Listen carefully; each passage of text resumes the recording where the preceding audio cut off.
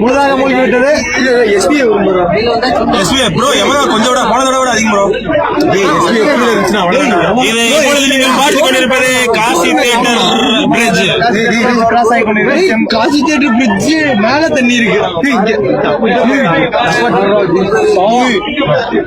இவ்வளவு தண்ணி சென்று கொண்டிருக்கும் பொழுது நீங்க பாருங்க தாண்டி ஓடுது.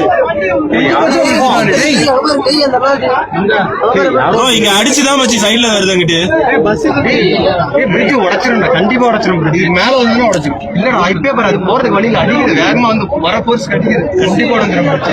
பிரிட்ஜ் எவ்வளவு நீங்க பாத்தீங்கன்னா கிரவுண்ட் ஃப்ளோர் ஏதோ ஒரு இங்கேயும் கிரவுண்ட் ஃப்ளோர் காலி ஆயிருச்சு.